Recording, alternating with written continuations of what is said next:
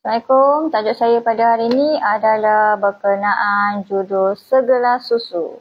Nanti saya kongsikan tajuk pada hari ini Segelas Susu, dan saya akan selit-selitkan juga apa yang kita boleh belajar daripada cerita ni. Sebab cerita-cerita ni normally kita lebih suka dengan cerita kan, cerita daripada pengalaman orang yang sebelum-sebelum ni, dan dalam masa yang sama tak adalah boring sangat kan. Mula-mula kita dengar cerita dulu, macam kat TV tu, drama tu, lepas tu baru kita cerita sikit lah apa-apa yang information yang kita boleh share berkenaan dengan dunia pekerjaan ataupun kehidupan realiti kita.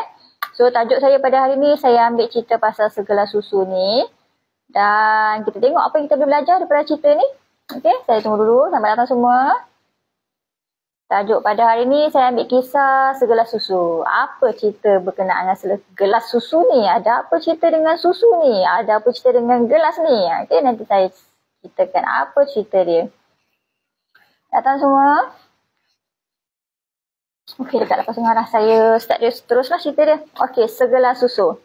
Ada kat satu perkampungan ni, dia agak cantik lah sebab dia ada musim bunga.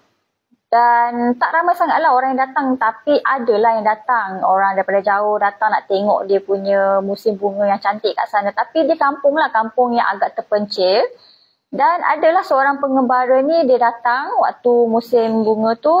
Dan dia tengah berjalan lah. Dia tengah berjalan kat tepi-tepi jalan tu. Di mana dia tak banyak sangat rumah kat sana.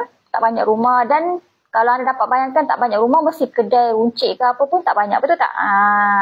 Dan bila pengembara ni tengah berjalan kat tepi jalan tu, dan dia tengah menikmati suasana musim bunga waktu tu, tiba-tiba dia terasa haus lah sebab pagi tu agak panas jugalah.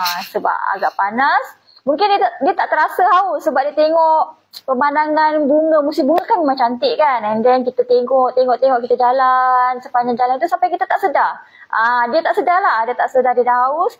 Tapi itulah masalah dia sebab tu adalah kawasan perkampungan. Jadi dia tak boleh nak dapat tengoklah banyak sangat kedai runcit lah. Memang tak jumpa kedai runcit lah kat sana. Rumah pun beberapa rumah je kat sana. Dan dia pun tercari-cari lah. Boleh dapat kat mana air. Dan dia ternampak lah ada tak jauh daripada tempat dia tengah ada berjalan tu. Dia nampak ada satu rumah kecil. So dia pergilah kat rumah tu.